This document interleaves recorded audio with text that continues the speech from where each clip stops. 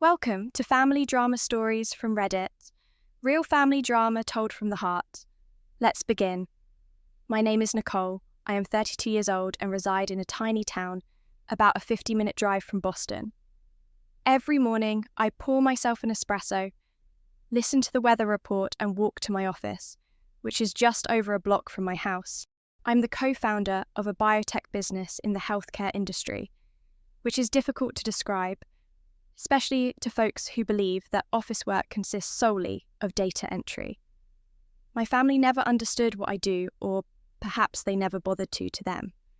I've always been the odd younger sister, the one who dressed, simply didn't wear much makeup, and was either hooked to her laptop or in a meeting. My older sister Clare is the one they are proud of. She is 3 years older than me, and has always been the ideal daughter in their eyes. Beautiful, graceful, softly spoken and appealing. Even in family portraits, I was only a dim shadow behind Clare's limelight. On Thanksgiving and Christmas, relatives would surround her with admiration. Clare, you look amazing in that dress. Or Clare, your new guy is a doctor. Impressive, and me. If anyone recognised my existence, the line was always Nicole. I believe she's working in biotechnology. They address me as if I were a footnote at the bottom of the page. I used to believe that if I worked hard enough, if I stayed behind the scenes and carried the burden, my parents would eventually see me and be proud just as they were of Clare. But no, all the attention, expectations and compliments. They were always hers and me. I was always distant, dry and difficult to converse to. They had no idea I had stayed at the workplace until midnight to handle a catastrophe for a public health initiative worth roughly $2 million and 0 cents. They never inquired how it felt to start a business from scratch with 3 college mates. When people ask about my family, I simply grin and claim that we haven't spoken in a while. It is nothing, I'm not hiding anything. I just don't have anything more to say. We haven't spoken in almost 2 years. No texts, calls, or birthday greetings. It was just silence, like a severed connection that no one tried to restore. I used to believe that family was somewhere you could always return to. But one day, on my mother's birthday, that conviction crumbled. It was late March. I had just finished a successful capital round with a New York-based investment firm. I intended to take 3 days off and go home early to help my folks prepare for my mother's birthday, as I always did. Nothing fancy, I just wanted to help out, as always. When I called Disowned to let them know my father answered, I'm planning to return early, I added, let me know if you need anything picked up or prepared. I still remember his voice, not furious but odd.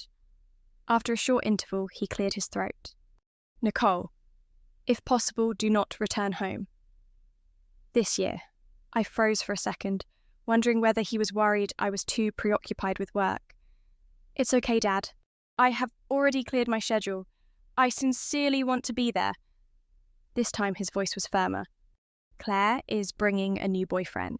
He works as a CFO, well-spoken and clearly successful. Your job? Well, it's difficult to explain. You showing up would only encourage comparisons and make things unpleasant. So it's best to stay. I became numb. My chest clenched and a chilly sensation spread down my spine. I clutched the phone and asked through clenched teeth, are you saying I make the family look bad? That I should not return home because I'm an embarrassment? He didn't take it back. In reality, he doubled down. If you insist on coming, don't address me as your father. Then he hung up. Without hesitation.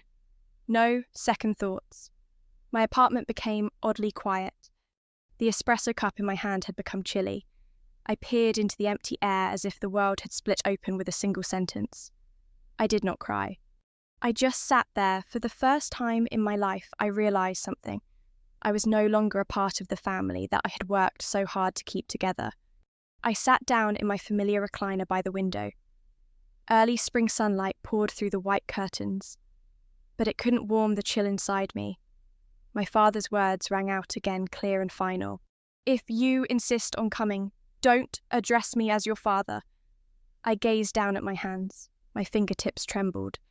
Not from rage, but from something deeper.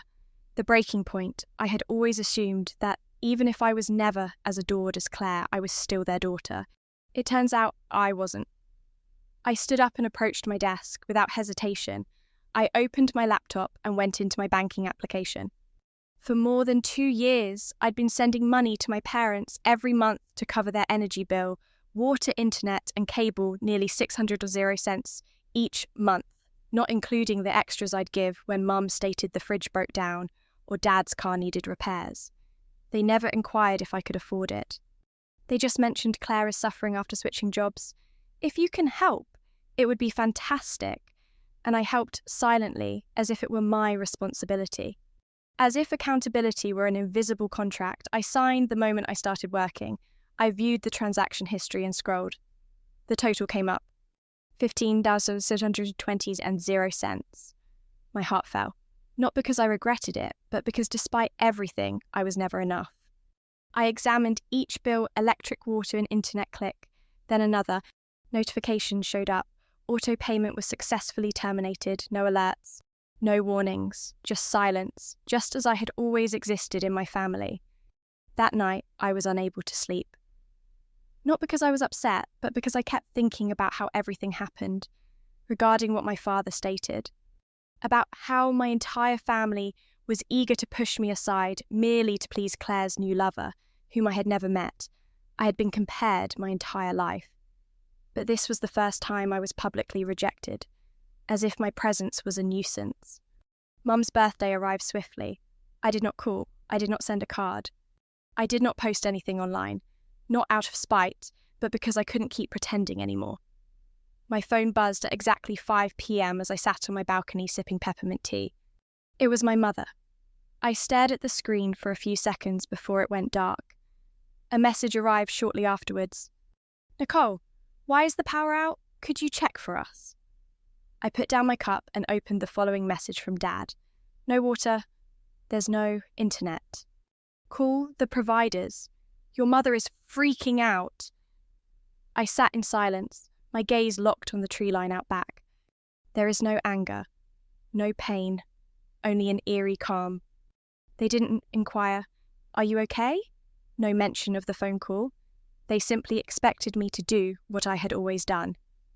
Clean up the messes. Then Claire sent an SMS. "The internet is down. Visitors are on their way and Mum is on the verge of tears." What's happening? I grabbed up my phone and started typing. 3 weeks ago, Dad warned me that if I insisted on coming home, I should not call him my father. I'm only doing what he asked. If this is inconvenient, consider finding someone you are not afraid to introduce. I did not send it. I removed it. Not because I regretted it, but because I knew that whatever I said, they would only hear what suited them. I put down the phone, leaned back in my chair, and closed my eyes. My tiny abode was silent and quiet. No complaints. There are no judging looks, no demands. The next day, Claire left a voicemail. "Mum has been crying since last night. Do you understand how crucial yesterday was? My partner met the family for the first time and everything went wrong. You're incredibly selfish." I listened to the entire message before turning off my phone. For years, I had not been selfish enough. Now it was time. I opened my work email and reviewed the weekend operations report. One subject line stood out: New Jersey employees relocate to Boston. Awaiting approval, I opened the attached list, looked over the names, and then I stopped. Liam Prescott. That name caused my heart to skip a beat. My mother had mentioned it only 3 days previously, so I remembered it. Claire's boyfriend, Liam, works for a huge firm. I squinted at the file. Current position, Finance Director, New Jersey branch. Transferring to Boston headquarters approver. Nicole Warren. Co-founder, I gave a tiny laugh. Just a reflex. The globe was smaller than I imagined, and I knew what was coming had only just begun. I sat motionless in front of my laptop, my palm resting on the mouse and my chest hollow, as if someone had stolen a piece of my memory that I had clung to for too long. Almost 16,000 and not a single penny. I paid every cent of it month after month without reminders or delays. And yet they had never said thank you. Not once. I went back through the payment list and the identical lines kept recurring. 19 Tuori sheets for my power. 136 and 2 for my water, 248.50 for my internet and cable. Month after month, as if I were their unpaid household accountant, unseen, unacknowledged, and forgotten. I remembered my last phone chat with my mother approximately a year ago, when she called around midnight to say, "Nicole, the bathroom pipe burst. Can you call someone? Claire is on vacation with her boyfriend. You are the only one left. You are the only one left." It sounded innocent, but it was a harsh reality. I was not adored like a daughter. I was simply the solution when the people they actually cared about did not show up. And now that I've been advised not to return home because my presence did not seem nice, I completely understand. Throughout the years, nothing I did was ever met with affection. I was only remembered when a bill needed to be paid or a problem needed to be fixed. When I needed something, no one was there. My phone flared up again with a message from my mother, Nicole. "I know, yesterday was tight, but if you could take care of the internet bill, that would be wonderful. Claire is attempting to maintain calm among the visitors." I looked at the message as an outsider. There was no apology or mention of my father's brutal rejection. Just another request. As always, I put the phone down without responding. I strolled out onto the porch and sat in the wooden chair under the fading April light. Although Boston was not yet warm, the crisp air helped me feel clearer. I considered Liam Clare's new boyfriend and my upcoming employee. The irony. My family excluded me from my mother's birthday since he was about to report straight to me. If life were a comedy, this would be the best punchline.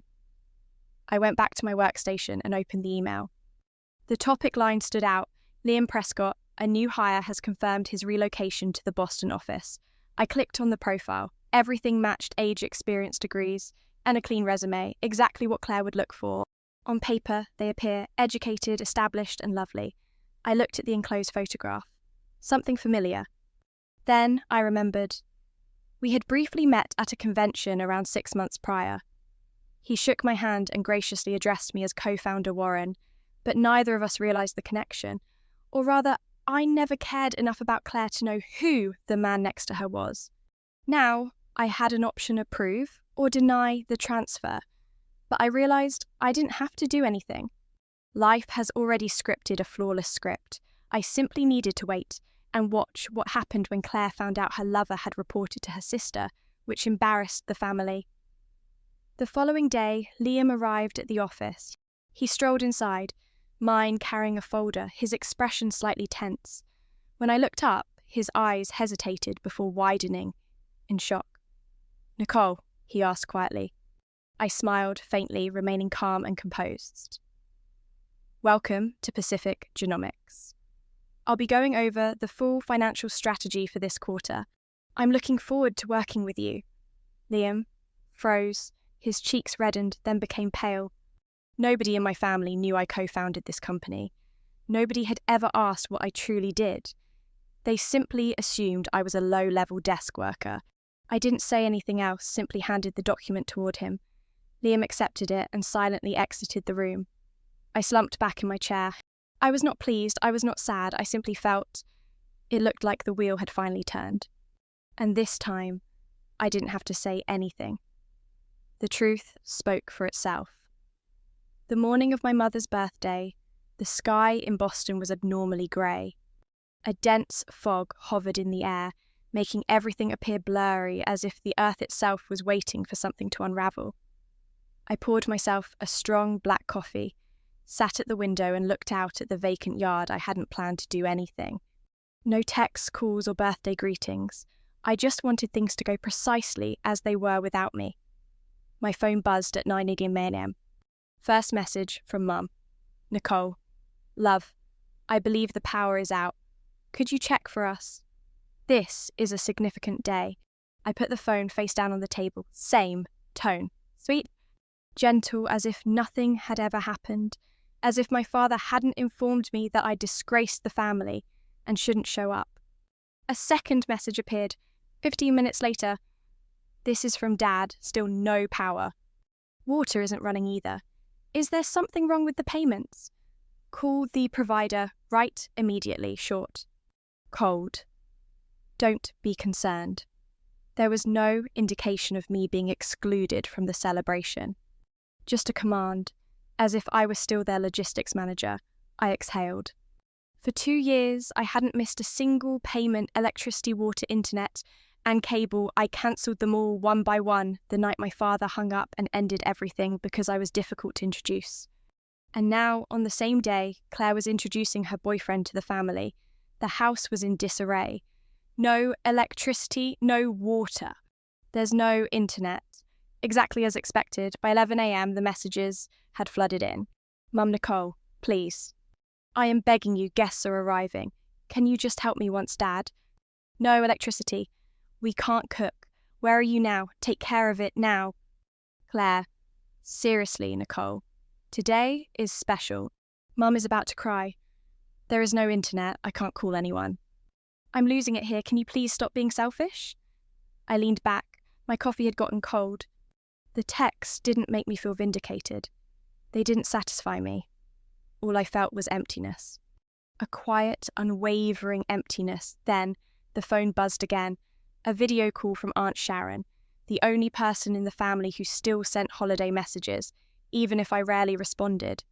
I hesitated, then answered. Her old kitchen came into view, lit only by a phone flashlight. She looked tired, eyes slightly red. Nicole, she said softly, your mum's in a panic.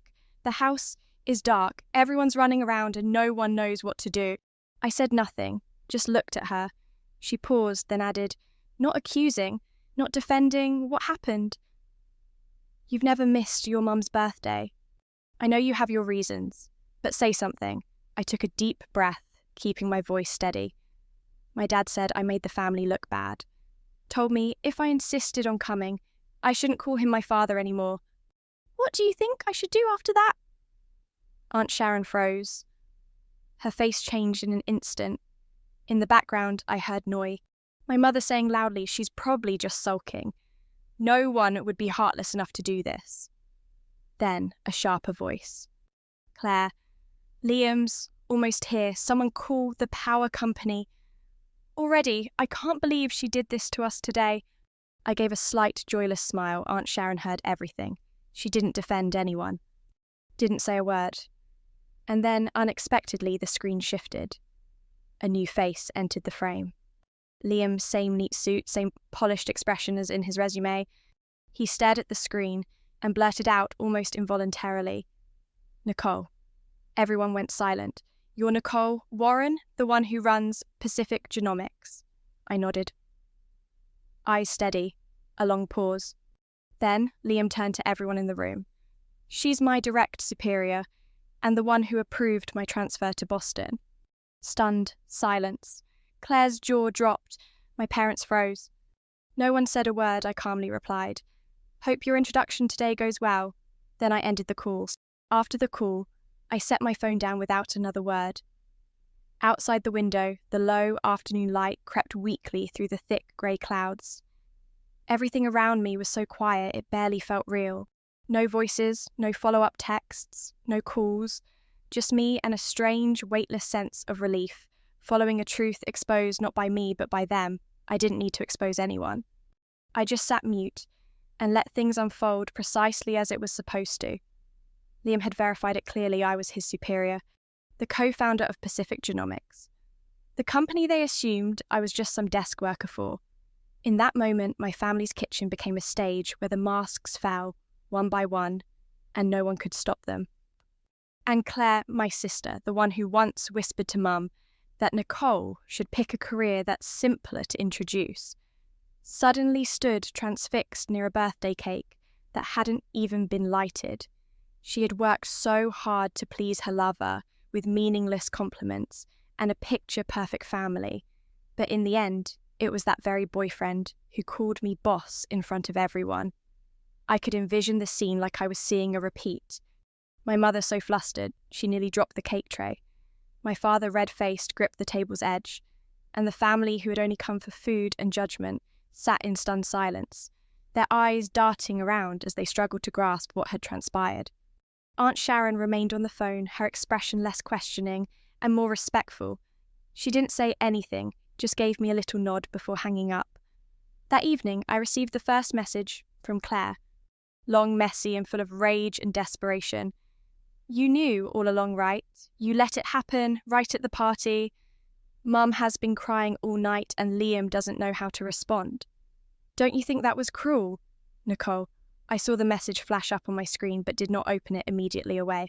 I poured a cup of ginger tea and relaxed on the couch, allowing the steam to relax the tightness in my throat. I didn't feel joyful, but I also didn't feel guilty. After approximately 10 minutes, I finally responded. More than a few lines are unnecessary. Are you saying I was cruel? I was just at home. I did not start the video call. I did not refer to myself as his supervisor. I did not accomplish anything. What if a single fact was enough to ruin the entire party? Perhaps that celebration was never based on anything solid in the first place. I pressed send. I wasn't waiting for a response. My phone buzzed again around half an hour later. This time, it was my mother. The message was short. I never expected you to take this approach to retaliating against your family. I closed my eyes and sat back in my seat. Will you return? Is that what they assumed this was? I just remembered being excluded from a family function, because my role as a daughter was not remarkable enough. I recall discreetly paying dozens of invoices for 2 years without a single check-in.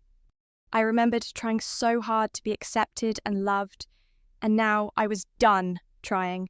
Around 10 p.m, I received an email from Liam Nicole. I'm sorry, I didn't know sooner. I genuinely like your work and the way you remained silent today. I've never felt so embarrassed, but not because of you. I read it and replied slowly. Liam, you don't have to apologise. Everyone is responsible for how they choose to perceive others. And don't worry, I never bring family issues to work, but I think you understand now. Sometimes stillness is the greatest strength. I clicked send, turned off my screen and set the phone face down on the table. Tomorrow, I'd still go to work as usual. There would be reports to analyse, meetings to prepare for, and the world outside would continue to turn. Only now there was one difference. They who had before dismissed me now know who I am. And without a single yell or reproach, I had silenced them. The next morning, when I stepped into my office, sunshine poured through the glass panels, providing a warm golden warmth around the space. The air was still, as if the cosmos had given me a few moments to breathe before the day's commotion resumed. I sat down at my desk, turned on my computer, and checked my email as usual. The priority mailbox contained one unread message, sender. Liam Prescott. I clicked it. Subject? Apology and farewell, Nicole. I'm not sure where to begin, but after last night I couldn't sleep. I had been thinking, what transpired probably shouldn't have happened in front of such a large crowd. At the same time, I get an unusual sensation of clarity, particularly about you. I'm not ashamed that you're Clare's sister. I'm embarrassed I didn't recognise her genuine self sooner.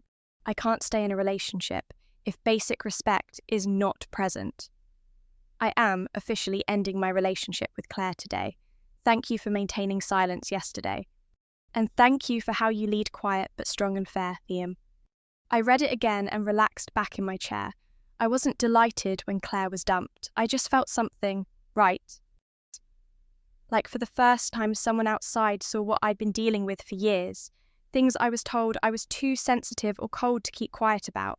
I didn't respond. There was no necessity.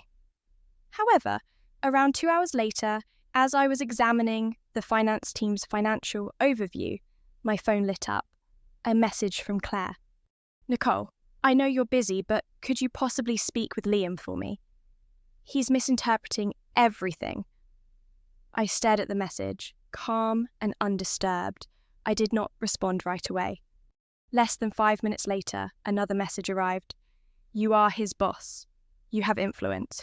If you say anything, he will rethink. I got up and walked over to the window, looking down at the busy street below. All those years, I yearned for just one message from Clare to check in while I was hurting. One word of encouragement when I failed. But there was nothing. And now that her relationship had broken, she turned to me. Not to apologise, but to correct it. I returned to my workstation to type. Liam did not leave due of what I said. He left because of who you are, and perhaps for the first time he truly saw it. Claire did not respond immediately, but about an hour later, another message arrived. You're correct, but I genuinely do not want to lose him. I will modify the timing, please. Only this once I didn't react, not because I was angry, but because I was done explaining.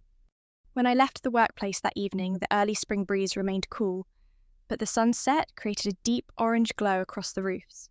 I strolled to the parking lot slowly without urgency or stress. Perhaps for the first time in years I felt lighter.